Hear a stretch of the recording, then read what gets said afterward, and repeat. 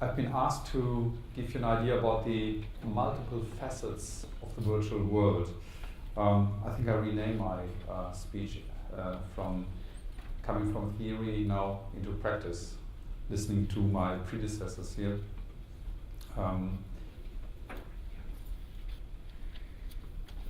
don't think I have to introduce Deutsche Post DHL to you, but I still want to share a few words, because if you talk about multiple facets, then it's a combination of ideas, customer needs, future streams and megatrends, and the corporate transformation that one needs in order to be prepared for these challenges and for these exciting opportunities. So it is a holistic picture which I like to give you. So where are we? Then I'll talk a little bit about a study we conducted. Some of you might know the findings there. I'll give you the suss of some of our products which we have developed in the most recent years. I will also give you an idea about how we address the long-term challenges, and not all of that is virtual, by the way. It's a lot of hands-on business which we have to manage, and which also provides for very exciting opportunities. So, after having had lots of ideas and opportunities to shape the industry, to shape ourselves as a company, we identified that we are really two parts. One is what we call Die Post for Deutschland, so the post, the mail for Germany. And here what you see is, in the past we were talking revenue figures. I don't know why, maybe because people felt, well, that's impressive and it shows how big you are, but I think sometimes size doesn't matter. What really matters is what our shareholders think, what matters, and that is what the company, the bottom line, produces, i.e. EBIT. So we are thriving for 1 to 1.2 billion this year, and we have two divisions there. One is the mail and parcel business, the German one, and the other one is global mail, that is our international mail, and to a larger extent recently parcel business. And if I say parcel there, I mean B2C parcel. And then we have the logistics company for the world as the claim, and here we brand as DHL. Now, all of you operating outside Germany and traveling outside Germany know that Deutsche Post is just a German-based brand. And the reason why is very simple, because there's a lot of heritage, there's a lot of power in that brand, so we decided to keep it, and we have very carefully and cautiously rebranded DHL. Those of you who've been around for longer than myself know that DHL used to be red and white. And as you see now, it's a little bit modernized, and it's more in line with, at least with the colors that we use back home. But outside Germany, we tried that with our customers and potential customers, and Deutsche Post was not a success. Therefore, outside Germany, it'll be DHL. DHL Supply Chain, DHL Global Mail, or DHL Global Forwarding, just to name a few. And this is where we are a global player. We have in the express and in the global forwarding area a truly global network, so you'll find our services everywhere. In the warehousing bit and the solutions bit, which we call supply chain, we are in about 100 countries. So there are some countries where we're not yet active due to size or circumstance. Supplying vendors in Afghanistan isn't that easy, so that's a country where you would not find the supply chain, but you will find the express business there. Now, a couple of years ago, our board met and they asked themselves, do we really know what the future will be? We had been at crossroads. Some of our businesses didn't work out. The most prominent case is the failure of our domestic delivery business in the United States. Been all in the press, so you're well informed there, I believe. And the board was saying, okay, now if you want to engage in something completely new, we really have to know where we want to be in 10 years of now, and therefore we have to know what will happen in 10 years of now. So we conducted something that's called a Delphi study. Delphi study is something where you reach out to a bunch of experts, professors, economists, wizards, all kinds of people, and you ask them a few questions. What will be the future, and what will be your idea for the future? And then you gather the results and you mirror it then in a second phase back to them, so they can review what their peers have said. And this process is called the Delphi approach. So the most important findings here are, and they are, you think they are no-brainers, but if you know them, you can deploy the findings out of that. Is, of course, everybody will care about climate change. It's now a fact, it's a given, and it's going to change our lives. The second global development is that the economic gap is widening. I can tell you there are lots of talks in Germany on how the richer got richer and the poorer got poorer. And Germany is one of the prime countries where people thought it's a balanced society. You know, we call it a middle belly in a rough translation. So lots of people who are fairly affluent and who have a nice life, the middle society, and there's now a gap. And as you know, if you talk about China or if you talk about India or other very prominent countries right now, this is a much more serious problem there. It's about growth. So the growth engine of this world is China. Obviously, lots of us in this room are conducting business in one way or another with the Chinese or are Chinese. And they could give us lessons on how things progress in their countries, and I think it's a phenomenon. So we heard lessons about the biggest car market in the world isn't US anymore. This year it's China. The biggest mobile operator, Chinese telecom, and so on. So lots and lots of things where 5 years ago nobody was talking about. Now it is real, it's there, you have to address it. And the fourth mega trend is that urban life everywhere is going to be more attractive. And that creates lots and lots of challenges for us in the transportation and logistics business. There's also the new customer. Well, we call it new customer, but it's not really new. The question is, okay, what will be the trends for our customers that we want to serve? Again, 4 parameters. That's coincidence, by the way. One is the omnipresence of the internet. Dirk mentioned a few things that should alarm us in terms of that this is a definitive trend which we have to address.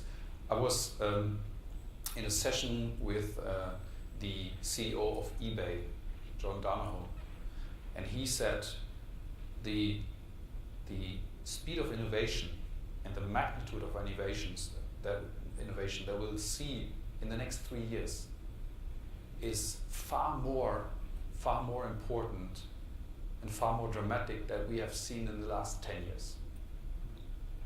There is an amalgamation of online and offline, and he gave many examples, and I don't have the time here, otherwise I will give you some fantastic examples how you can see how things really get blurred and how things speed up, and we have to deal with that.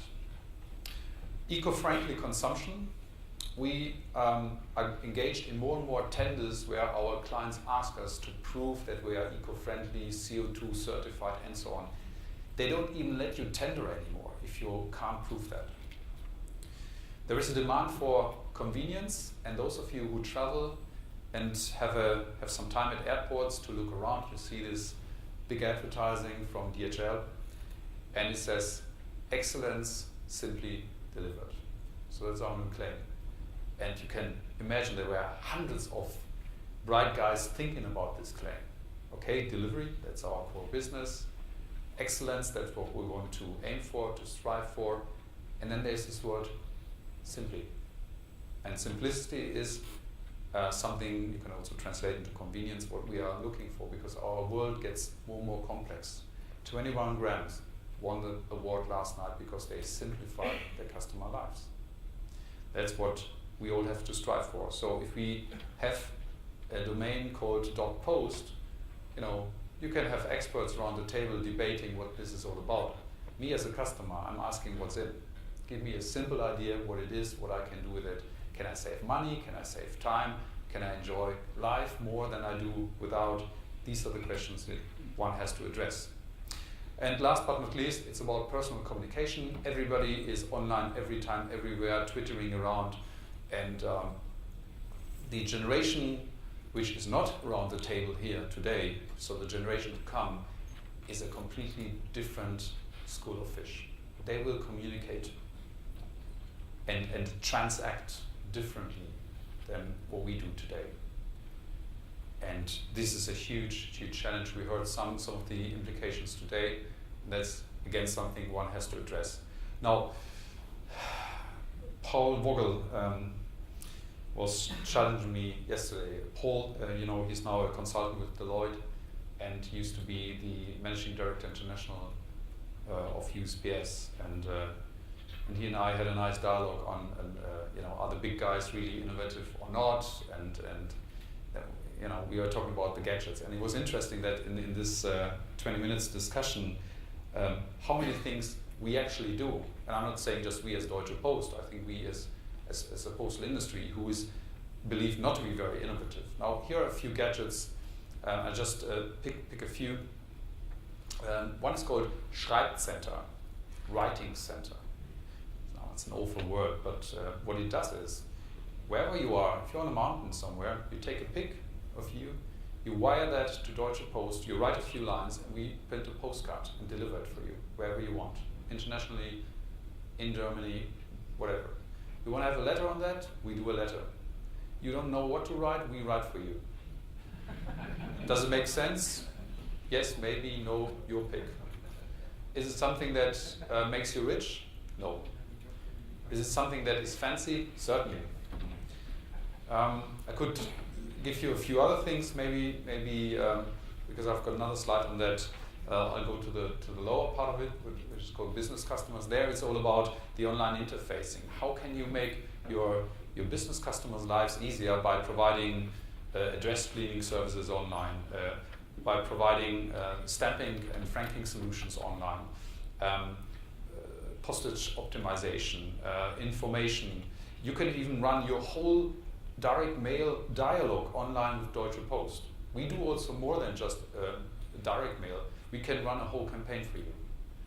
Again, compared to our bread and butter business where we deliver 70 million items every day within Germany, is it something you want to offer to 100,000 customers? Yes. Can you? No. You can use technology, of course, to address some of the issues, and you can use the power of the internet and the databases behind it. But you certainly, as soon as you have to individualize an offer, that is something where we struggle and where actually the business model is so much different from the original business model that is really another business. So here are the two examples. Dirk, you were talking about applications. Now, we were one of the first who had an app on the new, on the iPhone. We got 150,000 downloads in the first 4 weeks. I think for a stupid old postal operator, that's not bad, is it? We've been on the pole position in the App Store. And that is a German gadget, of course, because that's for the Germany-based mail and parcel services. But what it does is we put all the offers that we have into this app so that somebody on the road can just easily browse through it and use look for an outlet, opening hours, get services, ask himself, okay, where's the next post box where I can drop a letter? Lots of things that again make life easier. And that's something that will increasingly be in demand. I guess if we meet in 5 years' time, lots of you will be providers of those services, and those who are postal operators here in the room will be providing this service then to their customers. Another gadget is called Handy Porto. Now, Handy is a mobile. Don't ask me why in Germany we call them handy. Maybe they are handy. And Porto is postage.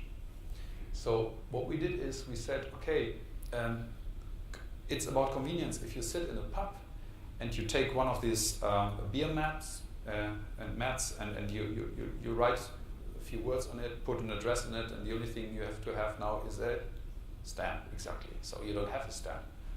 Shit happens, it's Saturday night. But you want to get rid of that, because tomorrow, when you're not in this kind of funny mood, what are you going to do with it? You throw it away. Right? You don't put a stamp on it. Come on, be honest. So it's all about convenience at that very moment. So you order it via SMS, you get a code, you write the code on it, it's handwriting, you send it off. We transport, we bill. Everything done within a second. Does it work? It does. Is it something that makes you rich? No. Is it something people love? Certainly. Why? Because it's convenient, it's new, you can reach out to new clientele, to people who don't write.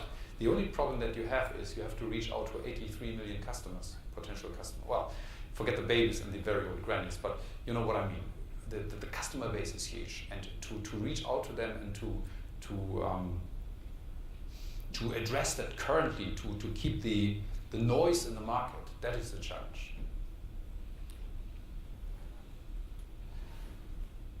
Oops, that's a nice slide. Let's see what happens there. That's the claim. Sorry.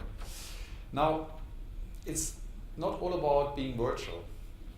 We are, in some large extent, a transportation company. Is there somebody in the room who is from India? There was a nice lady yesterday addressing us. Okay. Anybody of you who've been to India? Raise their hands, please. Wow, I'm impressed. Now, if you eat chocolate in India, it's most likely that it comes in one way or another from Cadbury. If it comes from Cadbury, it'll be touched by us. So next time you open it, you think, nice chocolate, DHL, Cadbury. This is a huge project. It's a massive project, because we're talking about a subcontinent. And we are the proud suppliers of the warehouse operations, the order management, and the customer service. So it's a solution. It took us a long time to get that together. It's a mega project, and it's probably something, because it also includes sourcing, that you can only do if you have some sort of global reach. Now here's another example, and that is something that is very exotic in the true sense of the word. You know the white rhino? The white rhino is one of the most endangered species in the world.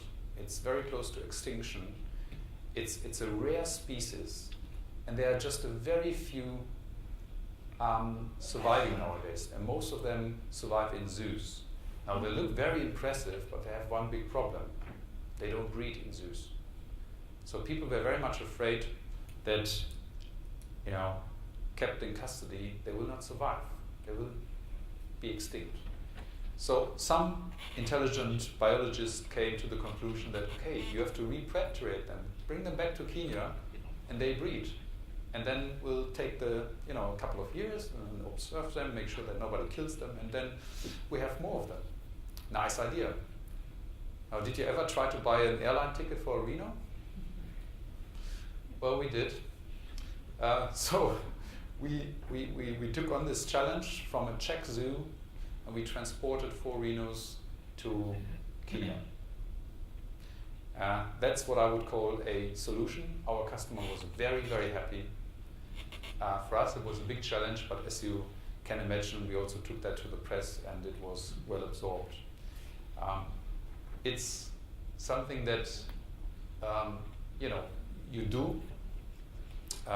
From the company perspective, it's a challenge because it is complex. From the customer's perspective, it was fantastic because we took over everything.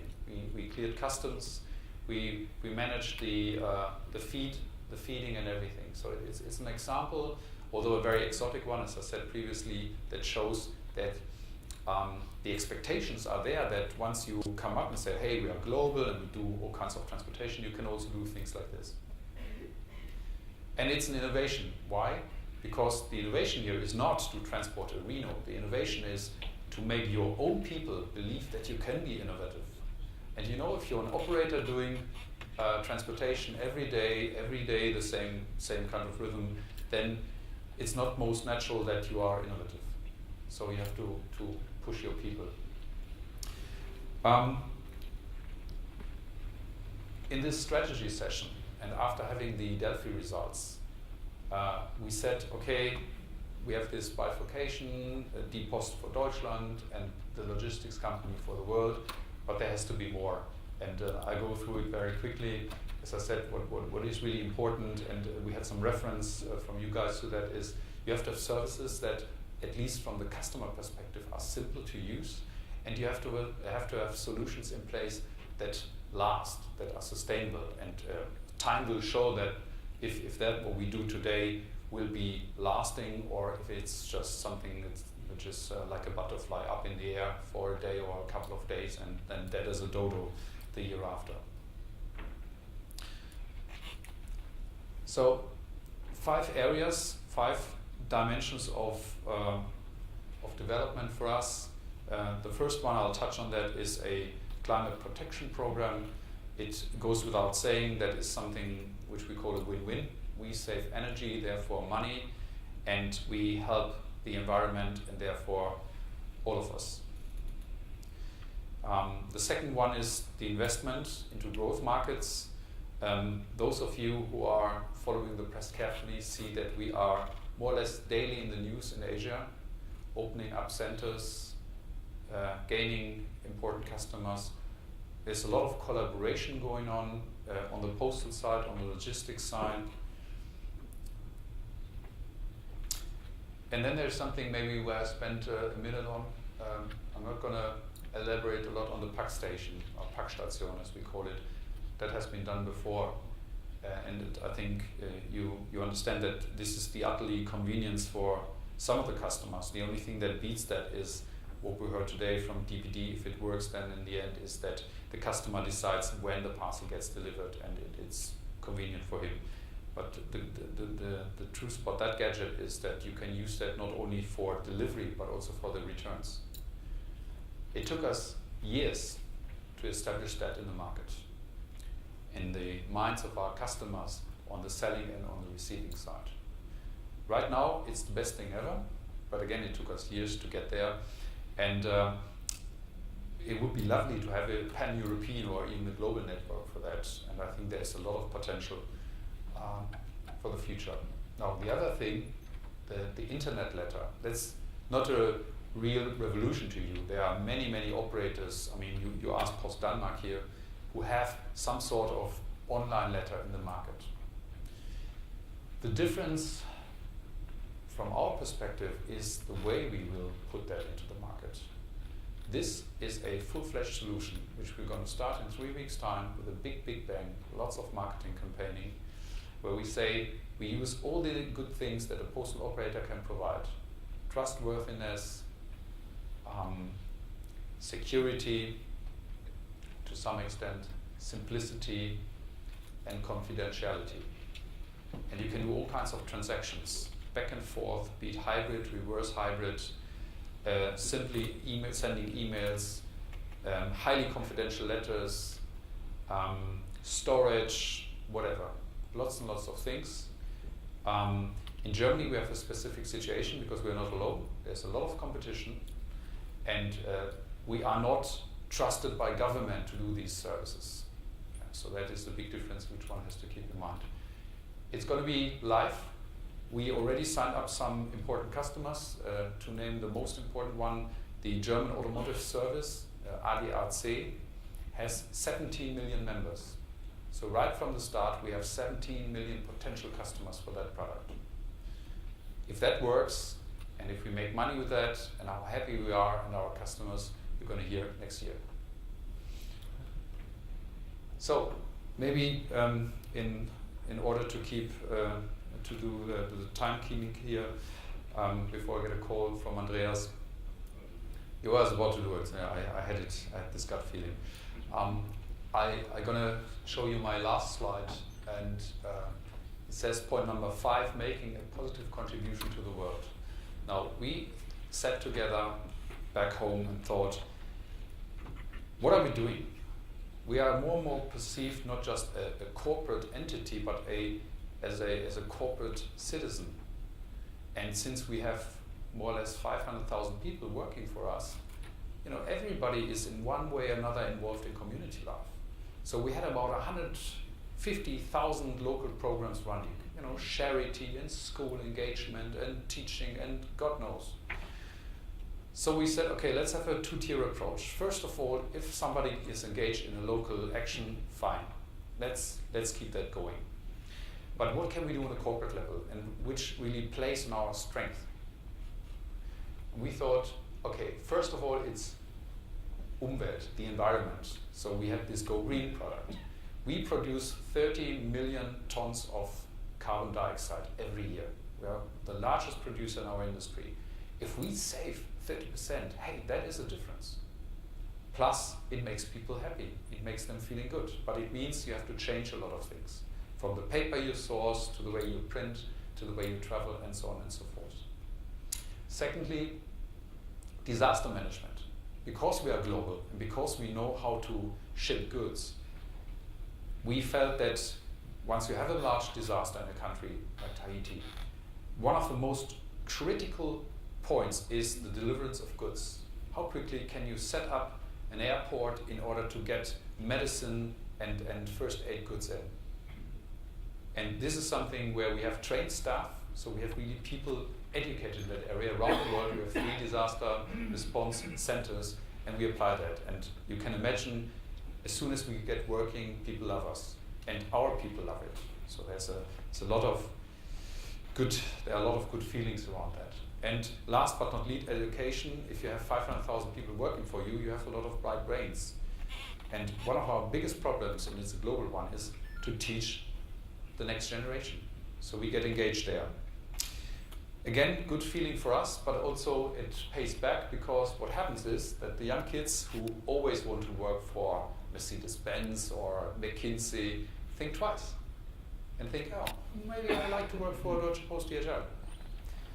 And since brain is key, as you all know, it's easier and, by the way, cheaper if those guys knock at your door and say, can I work for you, than spending lots of money in order to get those guys working for you via indirect mechanism. So I got to stop here. My message is also very simple. I think we are innovative. I don't think we are fast enough. And if I say we, I'm judging for Deutsche Post. I think we still have to go a long way. We have established a few things, like we have now a DHL Innovation Center in place. It's a center for research, and it's at the same time a showcase. But we are still not fast enough. We are still sometimes too lethargic, too much embedded in regulations and what ifs. But we're getting there. The second message is you have to understand what the future is, and I think we are pretty good in doing that. The question is then, on top of that, are we doing the right things? I believe we do, but as an industry, we can still do better. And my third message is that it would be good if we can, in the very end, review what we are doing in terms of benchmarking to understand what works and what doesn't work, and then apply it worldwide. So with that, I'd like to thank you very much for your attention. Thank you very much.